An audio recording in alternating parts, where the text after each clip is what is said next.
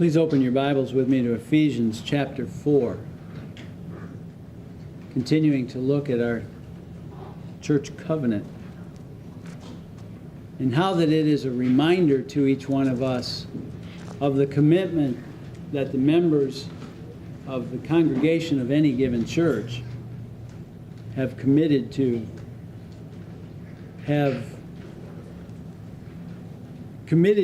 for the furtherance of this church, and and even greater than that, for the honor of the Lord. It's a very practical thing. It's a very logical thing that we're striving for the advancement of this church. We're striving to educate the next generation. We're striving to bring honor to God. Our lives would have to be lives that are exemplary, that are above reproach. We'll have to recognize in some ways we're held to a higher standard. And we'll try to err on the side of caution, both in our lives and with our lips. And in the third paragraph, we're reminded of some of the things that we've committed to doing and committed to being and committed to upholding. The third paragraph, we also engage to maintain family and secret devotion, to religiously educate our children, to seek the salvation of our kindred and acquaintances, to walk circumspectly in the world, to be just in our dealings, faithful in our engagements, exemplary in our deportment, to avoid all tattling, backbiting, and excessive anger.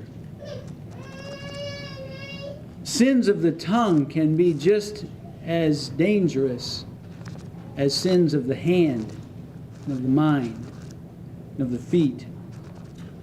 Last week we dealt with tattling and backbiting and how that those things can be so divisive and hurtful and cause lasting repercussions that are very negative. And excessive anger starts probably, its outward manifestation may start in the tongue. It actually obviously originates in the heart and is probably demonstrated firstly through the tongue, maybe otherwise demonstrated in other ways as well.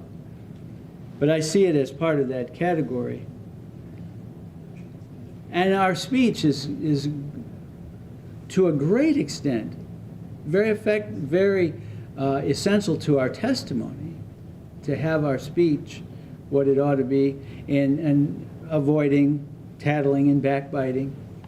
We paralleled that last week with malicious language, just defaming somebody, but also meddling in other people's business. And we reminded of Paul's words to teach the younger generation, especially the ladies, in the context of what Paul said, to be keepers at home, to be minding their own business and not meddling in other people's business. But that was last week. This week we want to look at avoiding excessive anger. Ephesians chapter 4, verse 26 and 27 is very important text as it relates to avoiding anger, avoiding excessive anger. Where the Bible tells us, be angry and sin not. We want to digest that first. We'll come back to the rest of it. But to be angry and sin not. There is a righteous indignation that I believe even the Lord demonstrated in John 11. It is my conviction that's what's going on in verse 33, where in the original language, where he was troubled, the original language gives the idea that he was so affected, and I think affected by the result of sin, that it caused him to literally tremble. Have you ever been so filled with righteous indignation that you literally trembled? And that's, I think, what the Lord did in his perfection in that incident, was to be angry and sin not. Because there was no way for him to sin, didn't have the nature to sin. Not that easy for us, walking in the flesh. But there are times when there is a righteous indignation against sin. There is a genuine reason to be angry. Sin is so destructive. And someone can be in the grip of sin, or someone can know someone in the grip of sin, and it just angers them to see that grip of sin. We have to be careful how we handle it, but there is a proper level of righteous indignation that can well up. We're going to read an example of that in David's life. But to be angry and sin not. And again, I think that's partly manifested in the tongue, and that took me back to Proverbs chapter 15 and verse 1, that a soft answer turns away wrath. Grievous words stir up anger. That proverb, about 40 years ago, came to life in front of me. I don't always live it, but it's something I've tried to live. I was self-employed at the time, and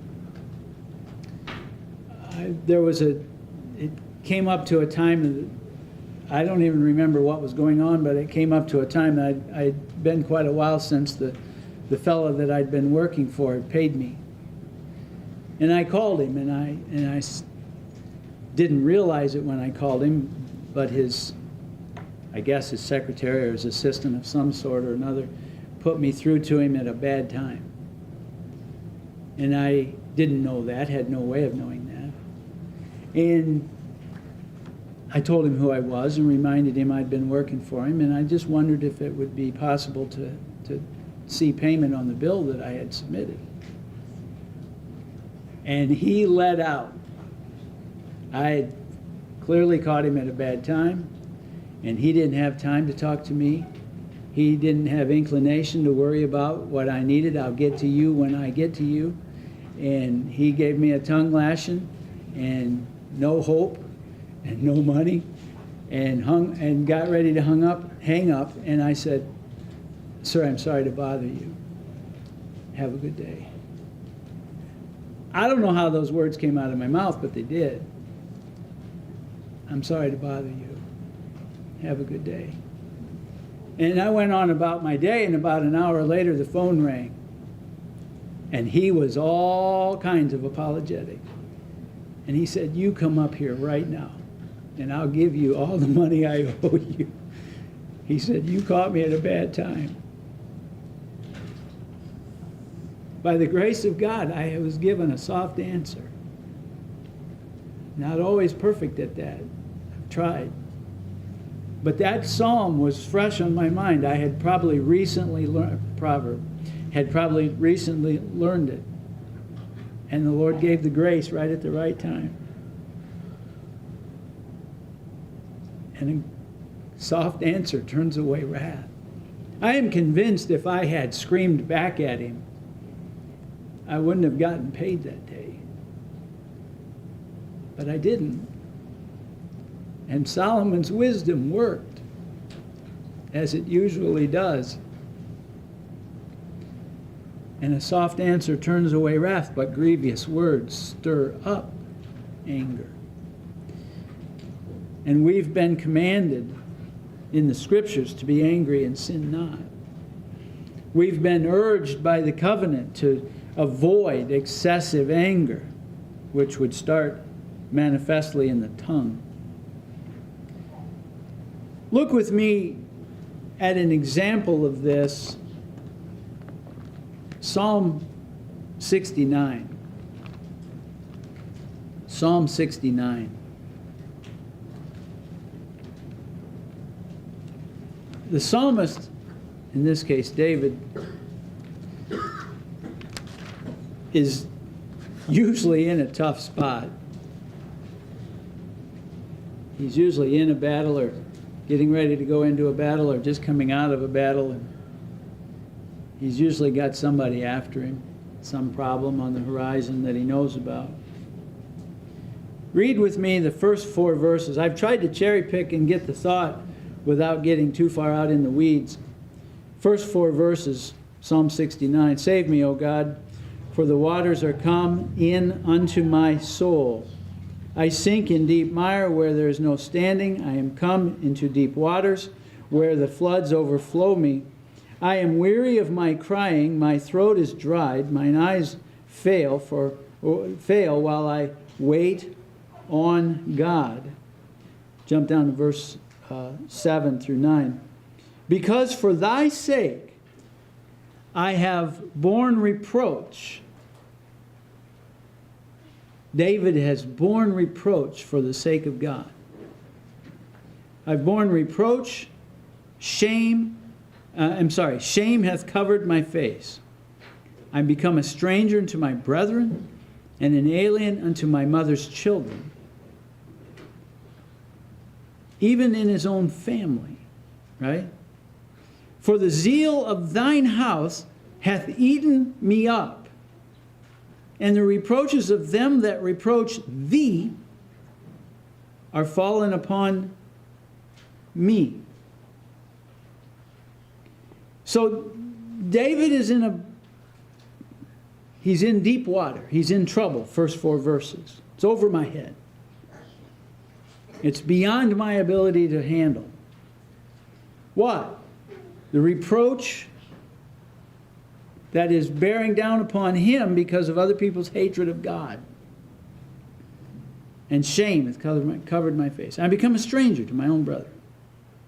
Verse 12. They that sit in the gate speak against me, and I was the song of drunkards. Verse 17 through 18. And hide not thy face from thy servant, for I'm in trouble. Hear me speedily. Draw nigh unto my soul and redeem it. Deliver me because of mine enemies. Thou hast known my reproach and my shame and my dishonor, and my adversaries are all before thee. Verse 22. Let their table become a... Now begin to think about what David is praying. And think about it in the context. He's bearing reproach for the name of the Lord. Let their those that reproach him, let their table become a snare before them, and that which should have been for their welfare, let it become a trap. Let their eyes be darkened, that they see not, and make their loins continually to shake. Pour out thine indignation upon them, and let thy wrathful anger take hold of them. Let their habitation be desolate, and let none dwell in their tents. Think about what David's praying. That the anger of the Lord would take hold of them. That the indignation of the Lord would pour out upon them.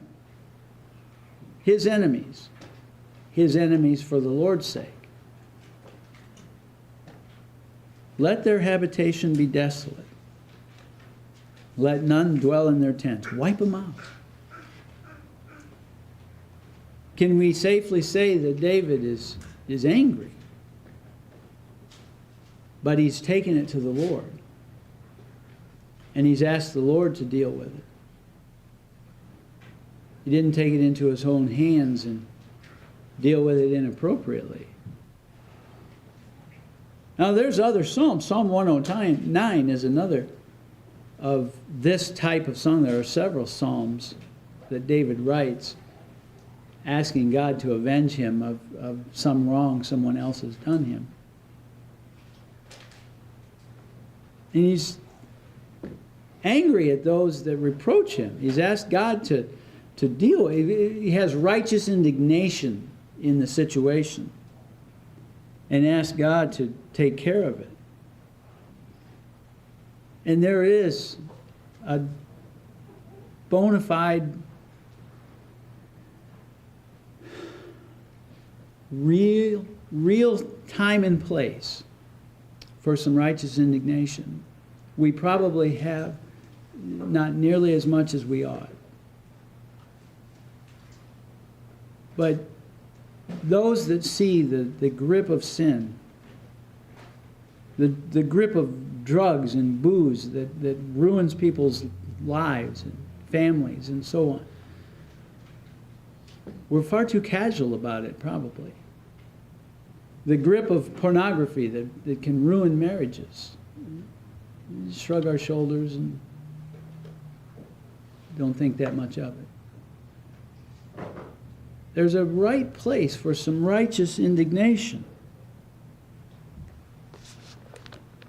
And sometimes the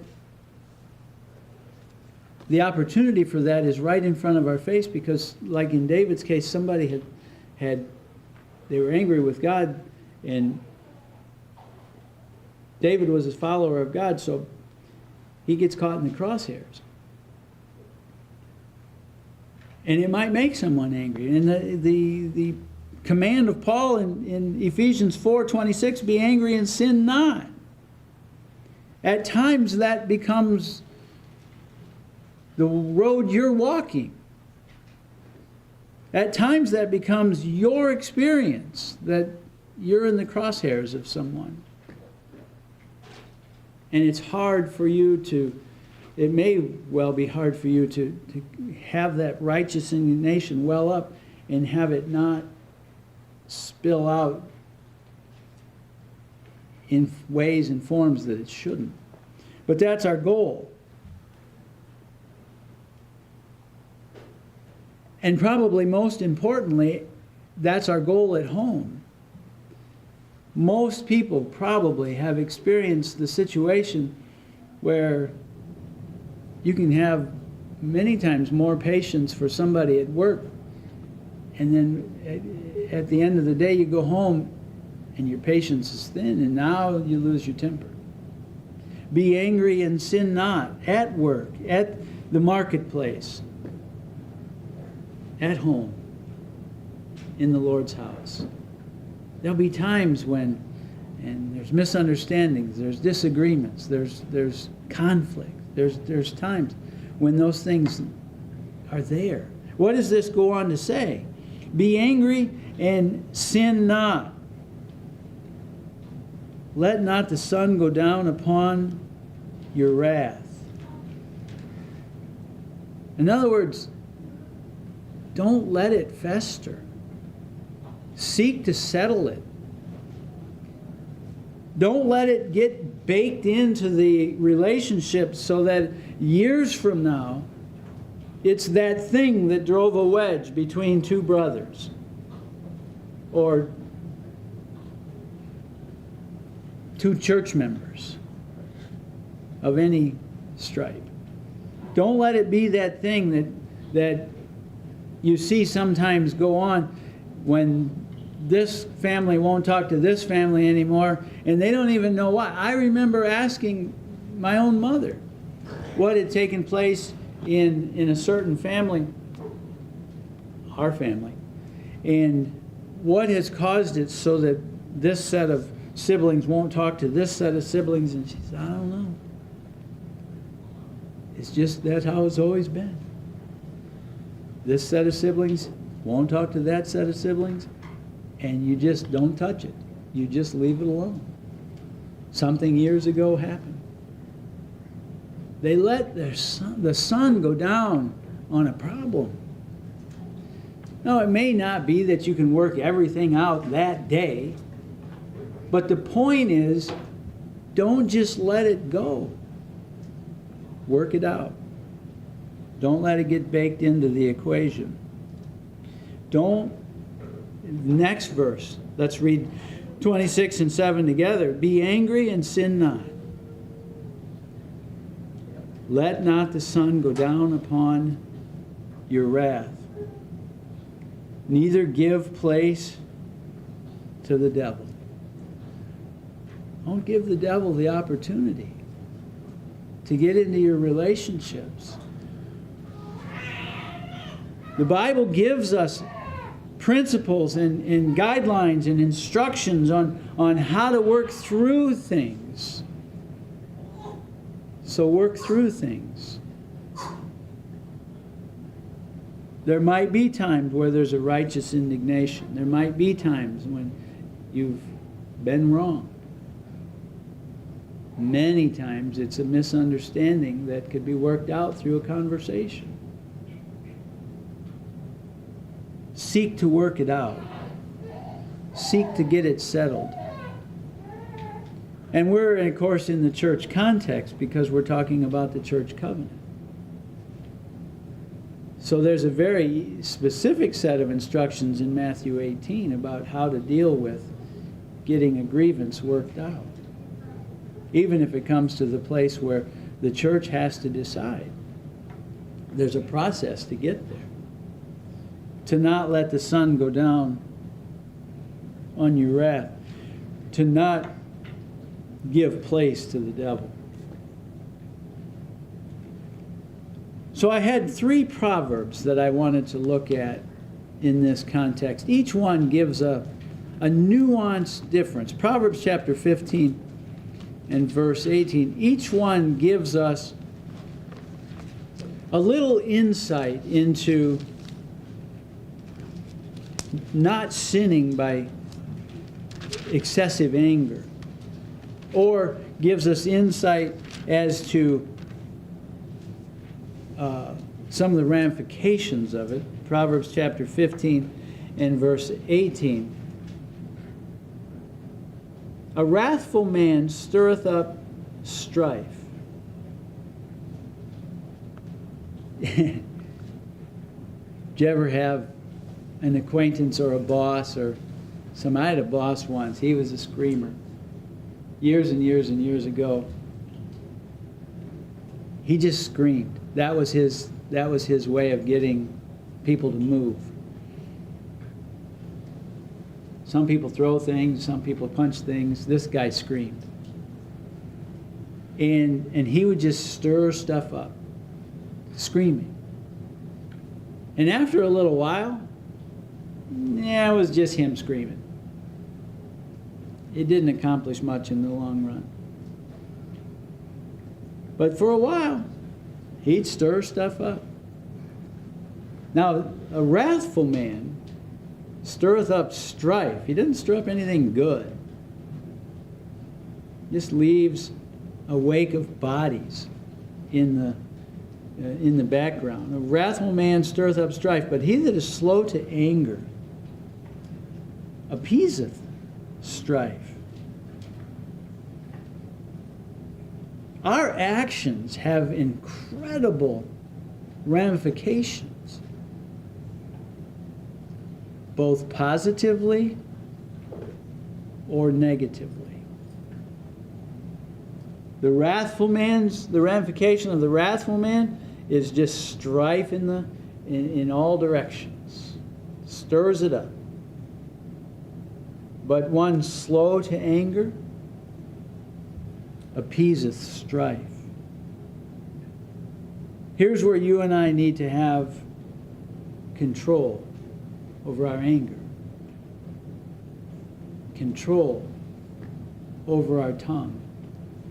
We don't just say things for shock value. We don't just say things to get even. We don't just say things to get people to react the way we want. We have to have control. Because if we don't have control of our tongue, we'll begin to speak out of our emotions.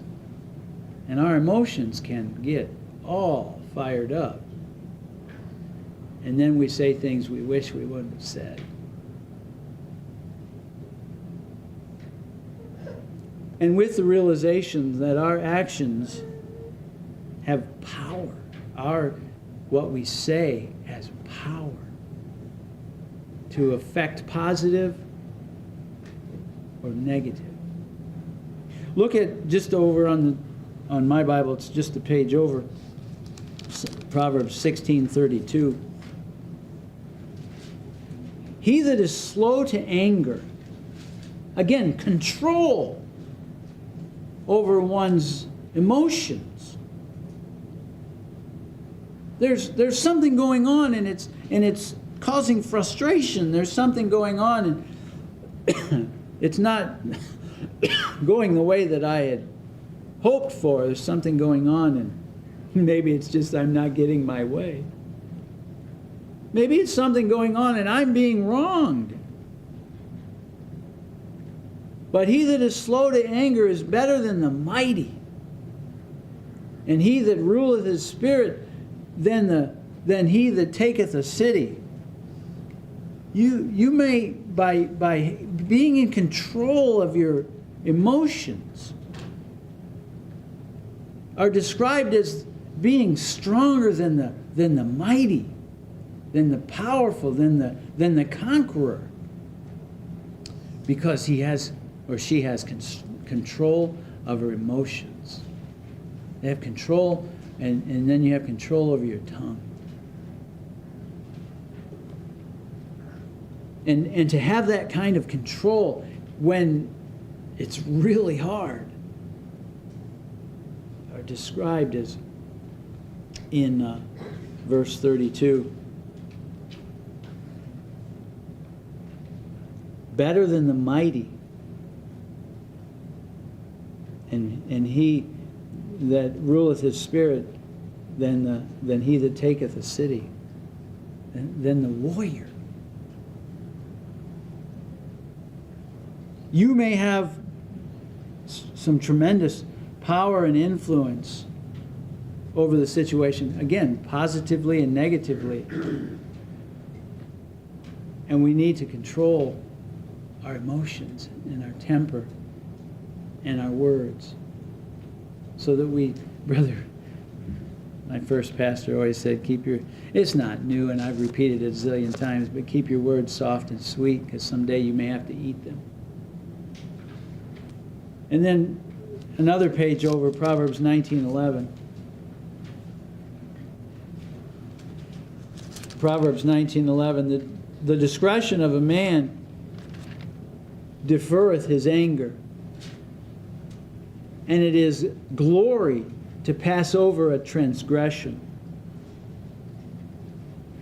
With good discretion, anger is deferred. In other words, slow to get there. And again, it's the idea that I'm trying to convey of having control. Keeping your emotions in control, keeping then your tongue in control. And you know, one of the most effective ways of deferring your anger, one of the most effective ways of passing over a transgression, one of the most effective ways of giving people the benefit of the doubt,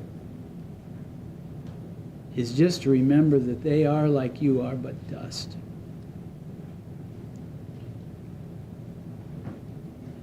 You and I are nothing more than dust. You and I are nothing more than sinful creatures that God has seen fit to save and add to his kind of a New Testament church. And that ought to give each one of us a lot of patience, one for the other. Maybe you have been wronged. Maybe it was something done that was inappropriate or harmful or hurtful. You begin to work through the biblical process of trying to make restoration and try to bring it to someone's attention in a calm manner, being angry and sinning not. But remembering that people are frail and sinful, and pray for them. Pray passionately for them. Pray earnestly for them. You'll find that it's really hard to be terribly angry at somebody that you're praying for daily, because you recognize they are but sinful people. And when I look in the mirror, I see someone who is but a sinful person.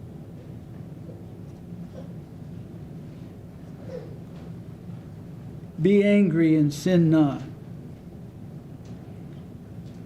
Look at, Paul finishes out that chapter in Ephesians 4.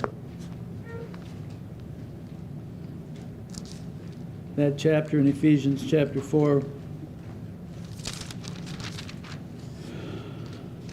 verse 26 and 7, be angry and sin not. And we've committed together as a congregation made up of individuals to do that. Let not the sun go down upon your wrath, neither give place to the devil. Look at verse 31. Let all bitterness and wrath and anger, clamor and evil speaking be put away from you with all malice.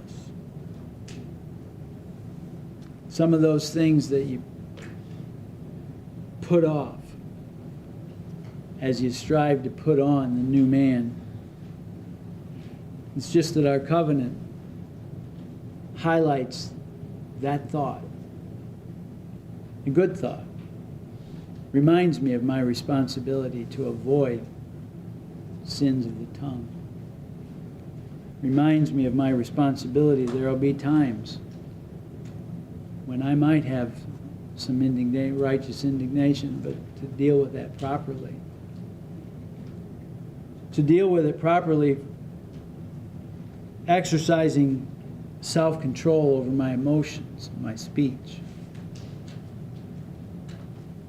And all of it for the first and foremost reason of being an honor to the Lord.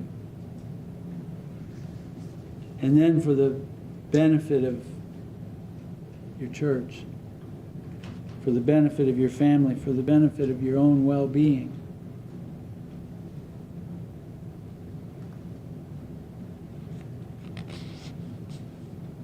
Be angry and sin not, Paul said. The author of the covenant, avoid excessive anger. It'll eat at you. It'll make you bitter. And as Paul said in the epistle, I forget which one, it troubles you. Let it go. Let's stand.